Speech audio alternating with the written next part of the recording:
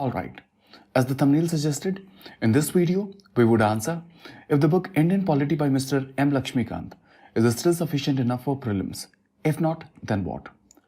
The reason for the discussion is the difference of opinion prevailing among the aspirants, especially when the experts themselves are divided. My friends, Lakshmikant for polity.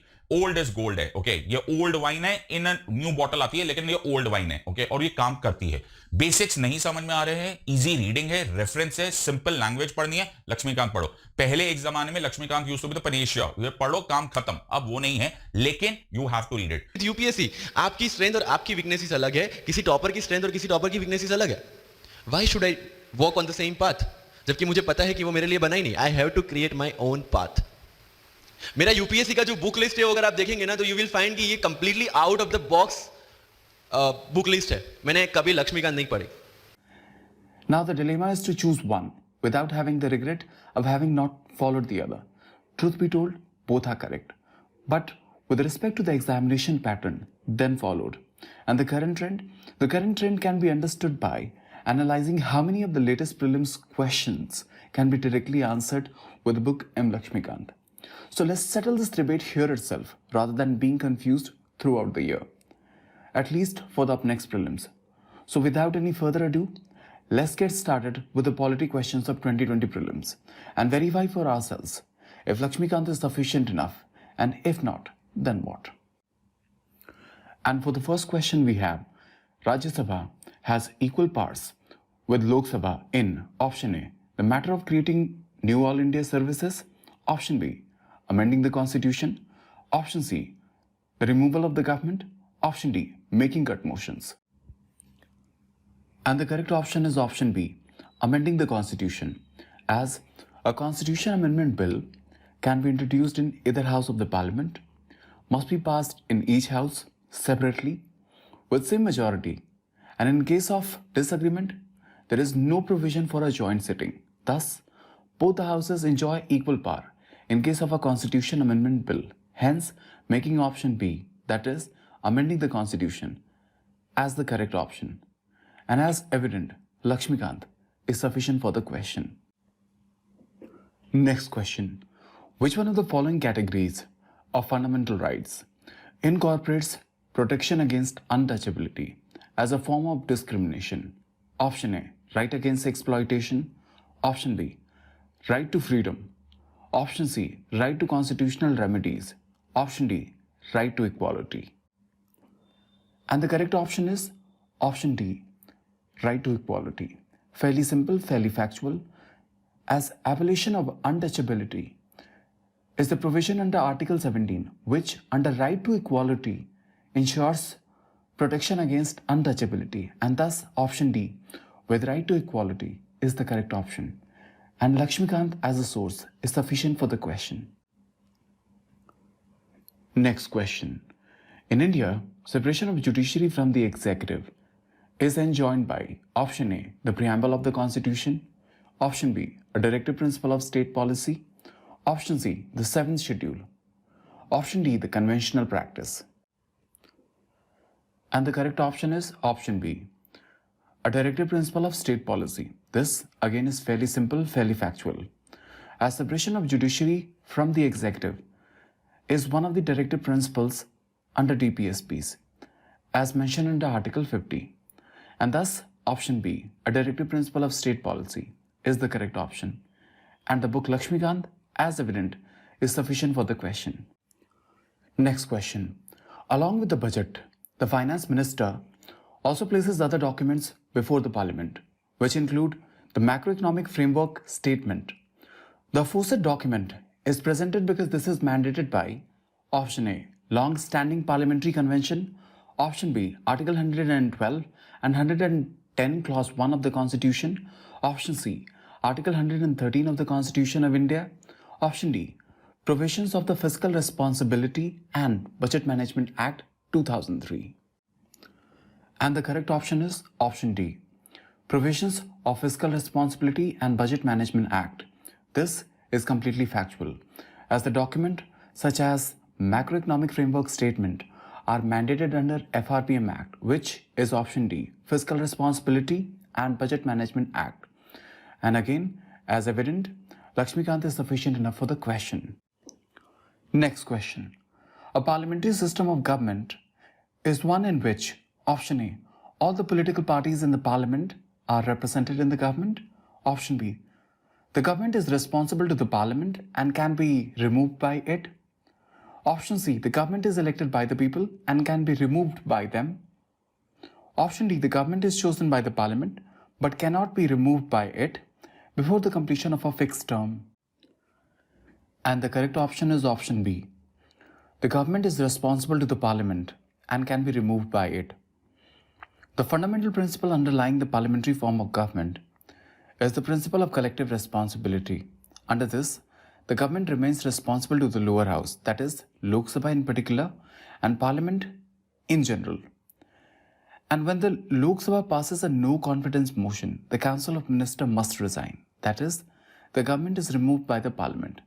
Thus making option B, the government is responsible to the Parliament and can be removed by it, as the most appropriate option of the four.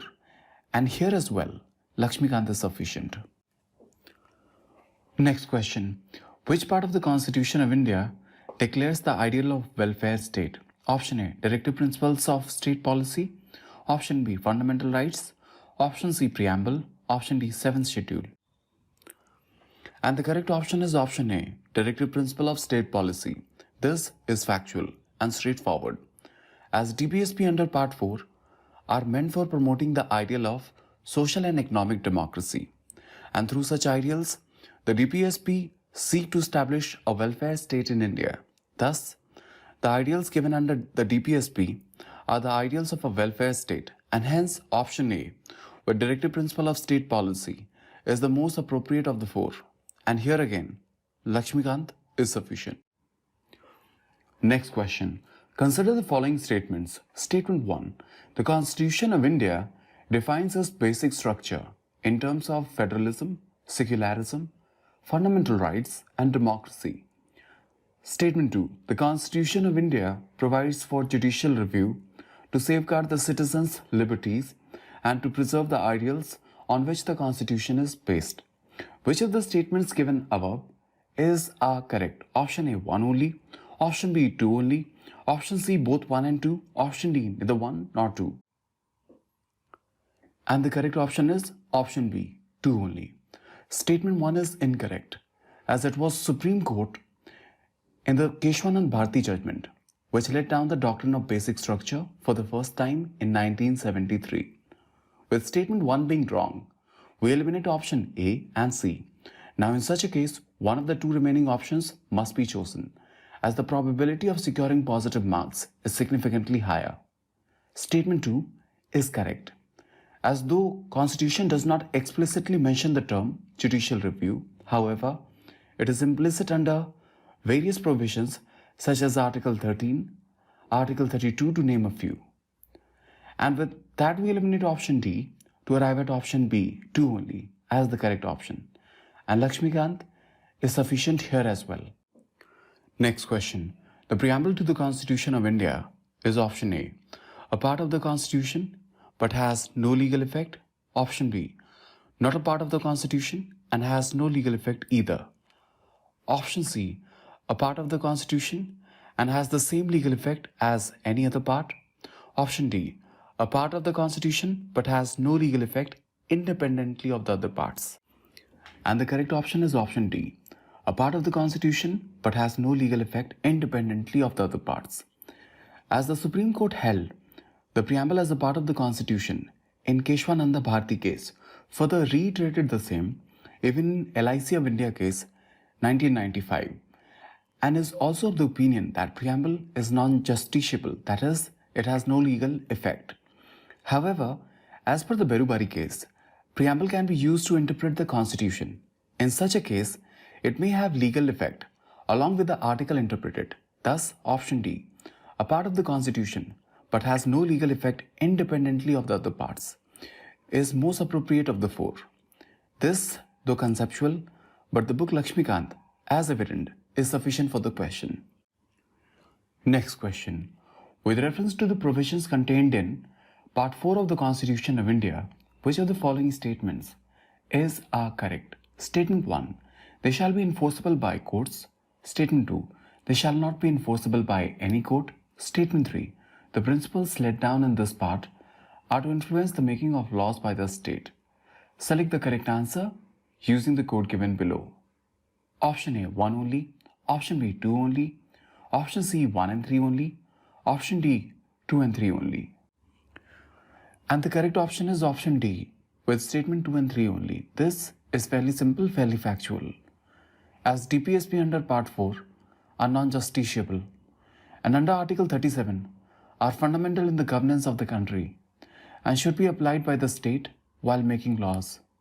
Thus, option D with statement 2 and 3 only is the correct option. And the book by Mr. Lakshmikant is still sufficient. Next question. Consider the following statements. Statement 1. The President of India can summon a session of the Parliament at such place as he/she thinks fit. Statement 2. The Constitution of India provides for 3 sessions of the Parliament in a year, but it is not mandatory to conduct all the 3 sessions. Statement 3. There is no minimum number of days that the Parliament is required to meet in a year. Which of the statements given above is correct? Option A 1 only, option B 2 only, option C 1 and 3 only, option D 2 and 3 only. And the correct option is option C 1 and 3 only. This question can be better explained with the Baer Act, but with Lakshmikant, let's apply elimination method. Statement 2 is incorrect as the Constitution only provides for a maximum gap between the 2 sessions of the Parliament, which is 6 months. And the 3 sessions in a year is just a convention. With statement 2 being wrong, we eliminate option B and D containing it. Now in the remaining 2 options, that is A and C, statement 1 is common, so need not worry about it. Statement 3 is correct. As already discussed, Constitution only mentions about the maximum gap between the 2 sessions and thus no minimum number of days. It is because of this that National Commission to Review the Working of the Constitution, NCRWC, had recommended some minimum number of days for the sitting of the 2 houses. Thus, option C with statement 1 and 3 is correct. And Lakshmikant as a source is sufficient for this question as well. Next question. Consider the following statements. Statement 1. According to the Constitution of India, a person who is eligible to vote can be made a minister in a state for 6 months, even if she is not a member of the legislature of that state. Statement 2. According to the Representation of People Act 1951, a person convicted of a criminal offence and sentenced to imprisonment for 5 years is permanently disqualified from contesting an election even after his release from prison. Which of the statements given above is correct? Option A 1 only, option B 2 only, option C both 1 and 2, option D neither 1 nor 2. And the correct option is option D, neither 1 nor 2. Statement 1 is incorrect. As for a person to be eligible to vote, the minimum age prescribed is 18 years, whereas the minimum age to enter the state legislature is 25 years. Thus, a person can be eligible to vote, yet not eligible to enter the state legislature. With statement 1 being incorrect, we eliminate option A and C.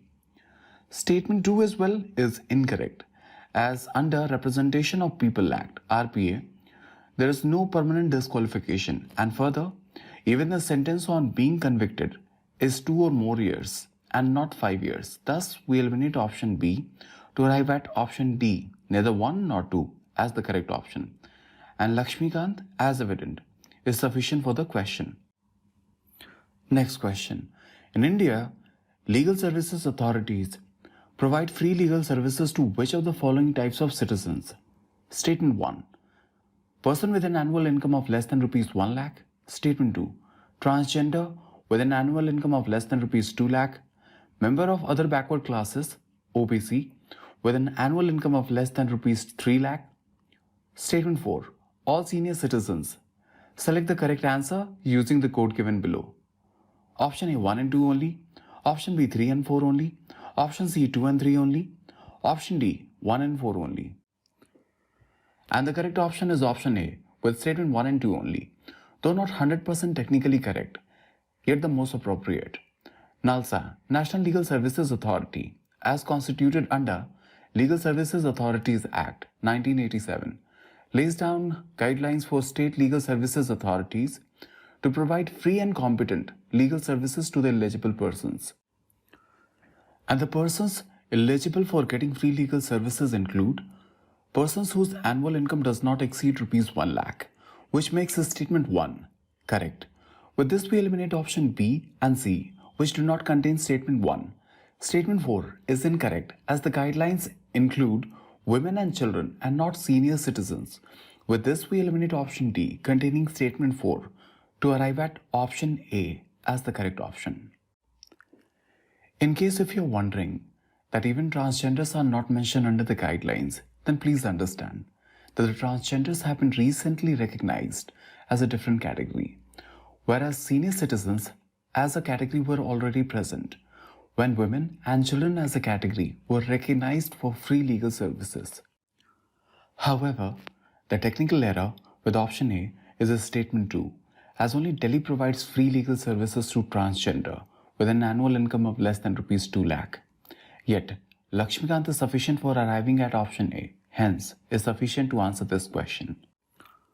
But an important question is, how do we know that UPSC can even touch such unconventional topics such as Legal Services Authority? Well, this is where going through the previous year questions come handy, as UPSC has already asked a question on National Legal Services Authority and free legal services in Prelims 2013. And going through the previous year questions may not be as hard as it may seem, at least for polity, as we have already covered all the latest polity prelims questions on our channel in crisp and precise a manner as possible. Moving next. Other than fundamental rights, which of the following parts of the Constitution of India reflects the principles and provisions of the Universal Declaration of Human Rights 1948? 1. Preamble. 2. Directive Principles of State Policy. 3. Fundamental Duties. Select the correct answer using the code given below. Option A 1 and 2 only. Option B 2 only. Option C 1 and 3 only. Option D 1, 2 and 3. And the correct option is option D. This, though, is from static, but is beyond the book Lakshmikant. So how do we know that such static questions can be asked? Again, going through the previous year questions, as UPSC has already asked about the rights under Universal Declaration of Human Rights in pre-2011. So with this, we also conclude that though not the exact questions, but the themes are repeated in the prelims. This is factual. Either you know or you don't. If not, then let's learn. Article 1 to 2 of Universal Declaration deals with concepts such as liberty, equality, which even preamble mentions, and thus the preamble reflects the Universal Declaration. Article 22 to 27 of the Universal Declaration of Human Rights, the UDHR, not only talk about the political rights, but also socio-economic rights. Thus the DPSPs, being socio-economic rights, also reflect the UDHR. Article 28 to 30 of the UDHR talk about the duty of the individual to the society. Thus, even the fundamental duties reflect the UDHR, and therefore the correct option is option D, with the preamble, DPSP, and the fundamental duties. Now let's look at polity questions based on current affairs. Consider the following statements. Statement 1. Aadhaar metadata cannot be stored for more than 3 months. Statement 2. State cannot enter into any contract with private corporations for sharing of Aadhaar data. Statement 3. Aadhaar is mandatory for obtaining insurance products. Statement 4. Aadhaar is mandatory for getting benefits funded out of the Consolidated Fund of India. Which of the statements given above are correct? Option A 1 and 4 only. Option B 2 and 4 only. Option C 3 only. Option D 1, 2 and 3 only. And the correct option is option B 2 and 4 only. Multi-statement questions with more than 3 statements are better solved with elimination method. Statement 1 is incorrect, as according to Supreme Court, the Aadhaar metadata cannot be stored more than 6 months.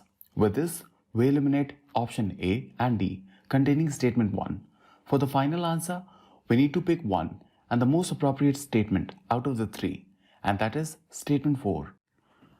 As under Section 7 of Aadhaar Act, Aadhaar can be made mandatory for availing benefits of welfare schemes out of the Consolidated Fund of India, and thus option B with statement 2 and 4 is the correct option. And as evident, the Hindu is sufficient to answer the question. Alternatively, any of the monthly magazine can also be followed. Next question. With reference to the funds under Member of Parliament Local Area Development Scheme, MPLADS, which of the following statements are correct? Statement 1. MPLADS funds must be used to create durable assets like physical infrastructure for health, education, etc. Statement 2. A specified portion of each MP's fund must benefit SC or ST populations. Statement 3. MPLADS funds are sanctioned on yearly basis and the unused funds cannot be carried forward to the next year. Statement 4. The district authority must inspect at least 10% of all works under implementation every year. Select the correct answer using the code given below. Option A 1 and 2 only. Option B 3 and 4 only. Option C 1, 2 and 3 only. Option D 1, 2 and 4 only. And the correct option is option D with statement 1, 2 and 4 only. Again, multi-statement question, better solve with elimination method. Beginning with something simple and familiar. Statement 3, which is wrong, as funds are non-lapsable. With this, we eliminate option B and C containing statement 3. Now in the remaining two options, A as well as D, statement 1 and 2 are common, so need not worry about them. Statement 4 is correct, as under MPLADS guidelines, the district authority is responsible for coordination and supervision of works and must inspect at least 10% of the works every year. And thus option D with statement 1, 2 and 4 is the correct option. And here the source is MPLADS Guidelines 2016. Let's now look at some conceptual questions. A constitutional government by definition is a option A, government by legislature, option B, popular government, option C, multi-party government, option D, limited government. And the correct option is option D, limited government. Constitutional government, in a sense, is about constitutionalism, which is about limited government. The term constitutional government can be better understood with Indian Constitution as an illustration. As in India, the Constitution not only creates and empowers the three organs of the state, namely the executive, the legislature, and the judiciary, but also restricts their power through checks and balances upon each other. For instance, though the power to legislate is with the government, but the power to interpret such law is with the judiciary. Thus, the power of legislation of government is limited by power of interpretation of the judiciary, and this limitation on the government has been established by the Constitution, and hence constitutional government is limited government, which is option D. This, though is conceptual, but I think and I hope you would agree, is not beyond the concepts given in Lakshmikant. Next question. In the context of India, which one of the following is the characteristic appropriate for bureaucracy? Option A, an agency for widening the scope of parliamentary democracy. Option B, an agency for strengthening the structure of federalism. Option C, an agency for facilitating political stability and economic growth. Option D, an agency for implementation of public policy. And the correct option is option D. Explaining the characteristics of bureaucracy to civil services aspirants and the future bureaucrats is no less than undermining their aspirations. Yet, bureaucracy, the permanent executive, broadly has two functions: providing input to the political executive for policy formulation, and upon formulation of such policies, their implementation. Therefore, option D, an agency for implementation of public policy, is most appropriate out of the four. Now, before we take up the 18th and final polity question from Prelims 2020, we need to understand that the cutoff for prelims generally hovers around 50%, and UPSC is bound to throw some extra bouncers to differentiate serious and non-serious aspirants, whereas a serious aspirant would duck the bouncers, and the non-serious, for whom every question is a bouncer, won't. And the cost-benefit analysis of chasing such bouncers is also very low. As such, they are generally not repeated and hence are called so. Let's look at the next question. One common agreement between Gandhism and Marxism is option A, the final goal of a stateless society, option B, class struggle, option C, abolition of private property, Option D, economic determinism. And the correct option is option A, the final goal of a stateless society. This is a specimen of the bouncer that we just discussed, better suitable for political science students, and chasing the source of one unlikely asked question is not advisable. Coming back to the question, state here is synonymous with the government. So a stateless society is a society with no formal institution of government. Marx was of the opinion that the lower class is repressed by the state in the interest of the ruling class. Therefore, he believed in class struggle, leading to the disappearance of classes and gradually withering away of the state. Withering away of the state here is similar to the final goal of a stateless society. Now, Gandhiji's Ram Rajya, the ideal state, needs no state to govern, as it is self-regulated. Hence, Ram Rajya as well emphasized upon stateless society, and hence, out of the four options, the most appropriate is the final goal of stateless society, which is option A. So what is the conclusion? In my opinion, and you are free to form yours, whether Lakshmikant is important depends upon how many of the questions could be solved directly from it. And out of 13 static questions asked, it solved 12, which makes it the most important and most successful book for UPSC Prelims 2020. Even 12 out of 18 is 67% of the total polity questions asked, which no other book on any other topic can claim. For the other questions, two of the trickiest, one on the Universal Declaration of Human Rights and the other on legal services authorities, can be traced back to the previous year questions. And for some current affair based questions, such as Aadhaar metadata, reading the Hindu may suffice, while the other questions, such as on MPLATs, a cursory reading of the original document is essential. So let's recount the resources. First, Lakshmikant for static portion. Second, previous year questions to understand the depth and trickier topics. Third, the Hindu for current events. And fourth, a cursory reading of original scheme document for important schemes in news. How these resources will perform depends upon the number and the type of questions that UPSC will ask in pre-2021, which no one can predict, as it varies a lot from merely 5 to 6 questions in 2016 to 22 questions in 2017, with an average of 15 questions in 2018 as well as 19, to all the way up to 18 questions in 2020. But one thing is certain, that the static would be given more weightage than the current, as amidst the pandemic and the speculation of the third wave, UPSC cannot be 100% certain of conducting prelims on 10th of October. So final conclusion, Lakshmikant is extremely important for prelims, but rather than going through each and every topic, be selective and prioritize topics based on previous year questions, as we are not certain of the number of questions that UPSC may ask.